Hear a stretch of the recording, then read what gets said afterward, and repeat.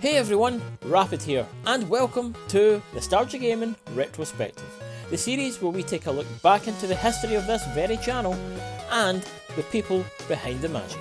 So, sit back, relax, grab your favourite snacks as we take you through the making of Season 1. It's out with the old and in with a new kind of old.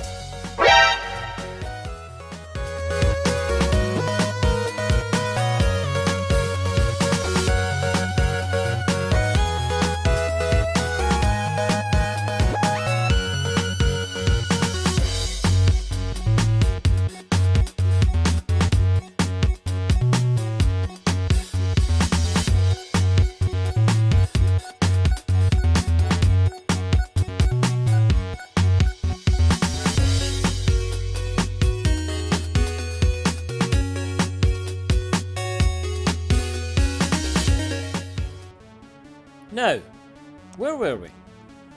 Oh yeah, we were just about to enter the year 2020. We were in the midst of rekindling our love-hate relationship with YouTube under a new name, Nostalgia Gaming Incorporated, and there was now 5 of us. Rapid, Cosmic, Scony, Boots, and Impite. Now if you're watching this and aren't familiar with anything up to this point, I would suggest that you go and check the other episode out in the description down below, or on the playlist. But if you are here and you have watched the other episode, then good for you, give yourself a pat on the back. It was the dawn of a new era for us, and by extent YouTube. But before we could even get started, I had to decide upon what games I wanted to play and how well I was going to execute them. Now, as per usual, I would take a look back into my childhood and have a look through the library of games that brought me happy memories as a kid. And one of those, without question, was The Legend of Zelda: Ocarina of Time. The only problem was that between 2020 and 2014, there had already been several other playthroughs of this game, and I'm sure by now everyone and their granny was kind of on par with the story. Well, it just so happened that in the years I spent watching YouTube, I came across a little ROM hack known as the randomizer. Now if you're sitting there wondering, Rapid, what even is a randomizer, then you clearly haven't been watching this channel for long enough. But I best just explain it to you anyway, just in case. Plus it gives me an excuse to talk about it, so yeah.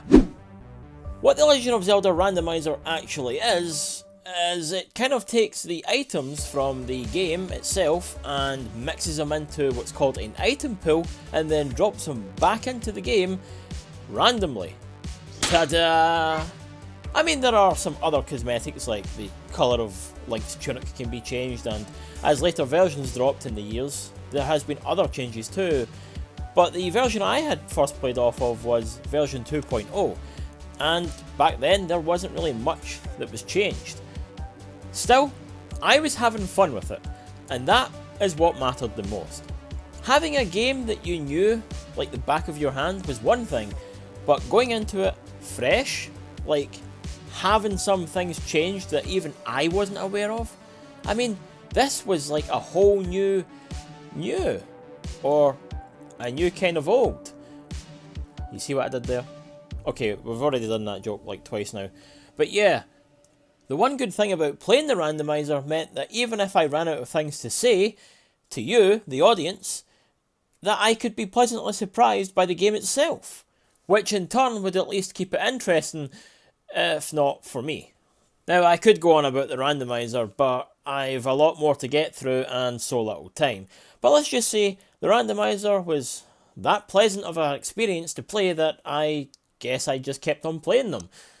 For as good as the randomizer was, it was time for me to jump ship and play some other games because I didn't want to just make the channel all about that one game. And so I would go off in search of new adventures with Zelda in space and Zelda on the high seas. Okay, we can already suss out by this point that what I lack is variety. But that is where Cosmic comes in.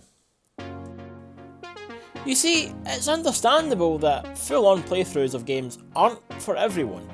Sometimes you just want to kick back, play some games that you remember fondly playing, or, in some cases, get a chance to play ones that you missed out on.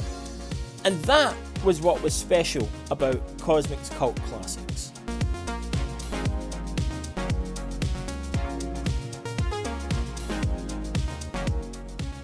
Doing a series like this has its merits. On the one hand, there's a new episode with a new game each and every week, so it keeps it fresh and exciting for the viewer. And on the other hand, for the player, it also gives some variety and it keeps the whole recording process from being stale and boring. But doing a series such as this, well, there can be no end. You can always put out an episode week after week.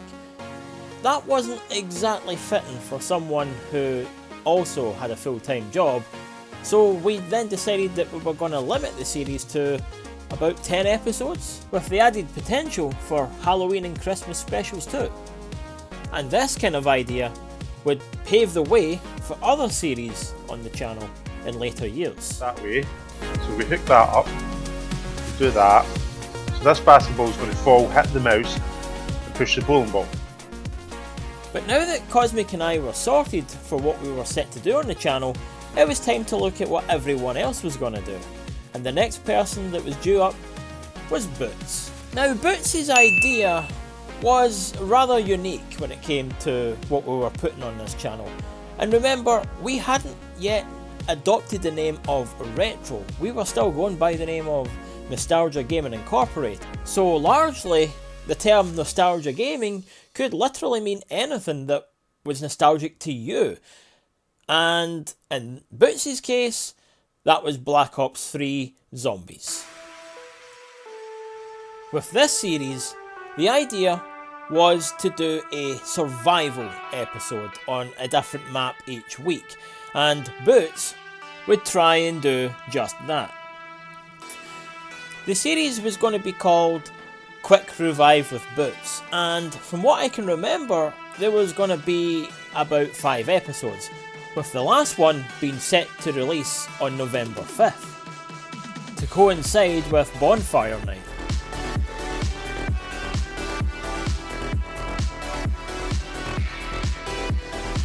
And now that we had at least 3 different projects on the go, not including the various different games that I was playing, it was time to get the word out, and what better way to do that than in the form of a trailer. Ready? 5, 4, 3, 2, 1.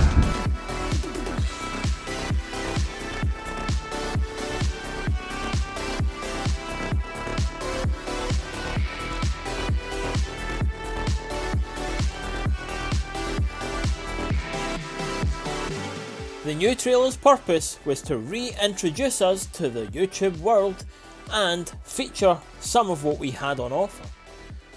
Boots even suggested that we plug ourselves into the social pipeline.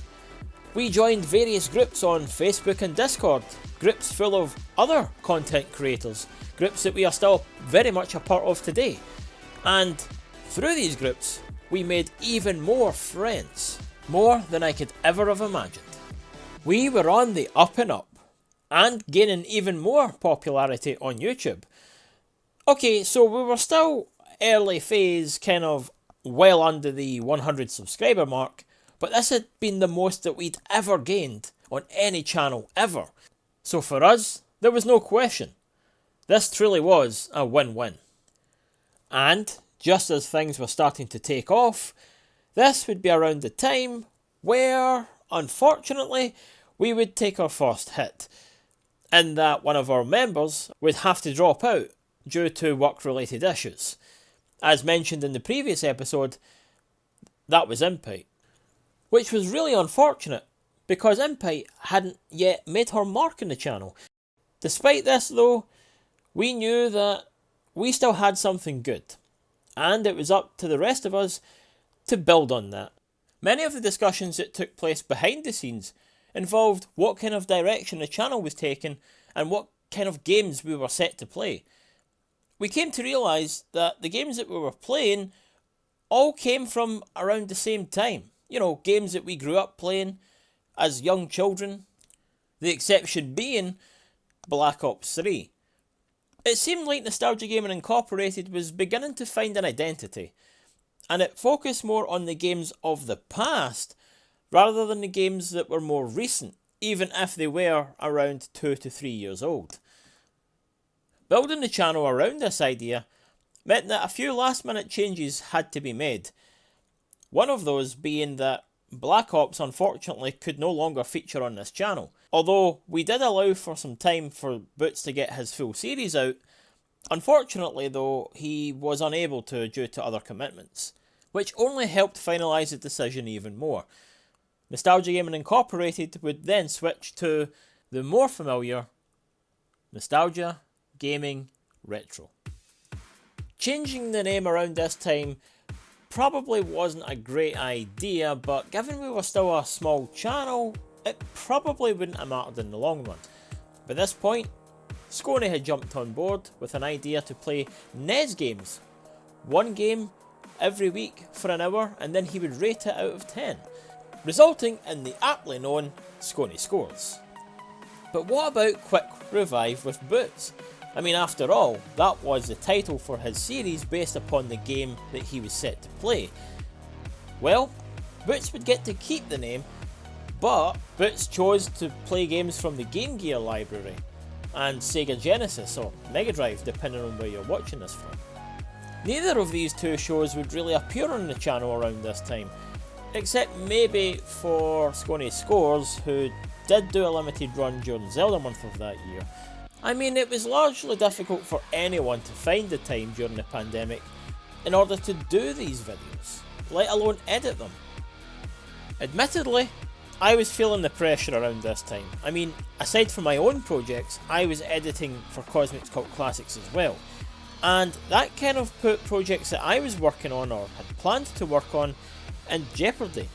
You see, originally I had an idea to do a kind of reality TV show idea with The Sims, but trying to edit through that was more trouble than it was worth, so it largely never happened, and I'm kind of glad it didn't. Entering into October that year, finally we had hit our first milestone, our 50 subscriber milestone that is, and the first face reveal was given in the form of Sconey, which was nicely timed for the beginning of his series, Sconey Scores. Around this time, I also felt ready to return after my brief stint away. I had decided that, given that it was a spoopy season, I would go back to the one and only horror game franchise I'd ever played, Resident Evil. And to be quite honest, I was just glad that it wasn't another Zelda clone. That was until the modding community behind the Zelda randomizer had made a Zelda Halloween special event. And of course I had to get in on that as well. Now, it must be said that during this time and Halloween of that year, another turning point for me behind the scenes had come about in the form of myself and my then partner, my fiance of about 3.5 years, had finally split up. And so, as you can imagine, I wasn't feeling at all at my best, and well, for want of a better term, I was feeling rather depressed, and I really didn't want to know much about anything for the YouTube side of things. And I guess the reason I'm telling you this is because if it weren't for the other members in this channel, namely Sconey and Cosmic, then we would not have the channel we have today. It was because of them, my good friends, that they lifted my spirits up and helped me through the Christmas period. And we had an idea that we wanted to share with the world. You see, we would create an advent calendar that, behind each door, a memory from Christmases past. Games that we had always played around that time of year or received on Christmas morning. It was a fantastic idea, and it garnered us a lot of praise from the YouTube community also. But after putting out such a lengthy series on a daily, something that we weren't entirely used to by this point, we had decided that what was needed more than anything was a break. And so, with day 24 on the calendar, it would also serve as the final video for that year. Of course, we knew that we wanted to come back, We just didn't know when. But when we did, we wanted to make sure that we would come back stronger than ever before.